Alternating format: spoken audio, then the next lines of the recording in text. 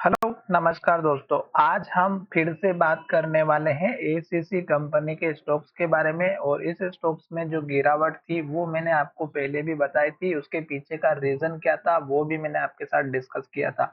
Stocks जब अपना high के आसपास चल रहा था तो स्टॉक्स में यहाँ पर अगर आप देखेंगे तो लगातार इन्वर्टेड हैमर कैंडल और एक प्राइस के आने के बाद स्टॉक्स में रिजेक्शन दिखाई दे रहा था।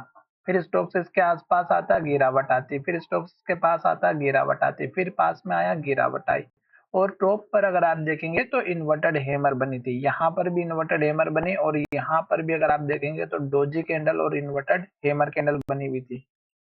अब जैसे स्टॉक्स इस हाई के पास आया, इन्वर्टेड हैमर बनाई, लो का ब्रेकआउट हुआ और एक के बाद एक लो बनाते हुए स्टॉक्स नीचे की तरफ आया। अब स्टॉक्स हमारा एक जो लेवल है सपोर्ट का वहां पर ट्रेड कर रहा है और स्टॉक्स का सपोर्ट लेवल है इस कैंडल का लो 2331 के आसपास का। अब स्टॉक्स अगर हमारे इस लेवल को तोड़ता है तो स्टॉक्स में गिरावट आएगी और ये वही लेवल है जहां पे स्टॉक्स ने अभी सपोर्ट लिया था। स्टॉक्स ने 2336 का लो बनाया था।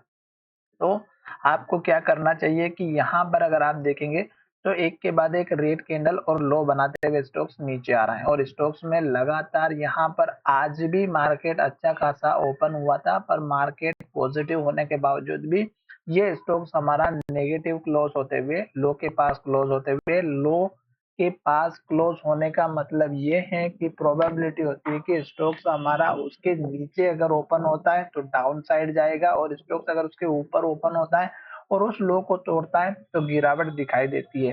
साथ ही अगर आप मूविंग एवरेज को भी देखेंगे तो स्टॉक्स हमारा 200 दिनों के मूविंग एवरेज के नीचे आ चुका है। सपोर्ट वाला एरिया अगर स्टॉक्स इस लेवल को तोड़ देता है तो फिर स्टॉक्स बड़े वॉल्यूम के साथ ट्रेड करेगा। क्यों? क्योंकि अगर आप यहाँ पर देखेंगे तो अभी स्टॉक्स में जो वॉल्यूम है वो हमारे इस बड़ी कैंडल में दिखाई दिया था और ये बड़ी कैंडल में इस लेवल को ब्रेकआउट करके स्टॉक नीचे की तरफ गया था 2520 का।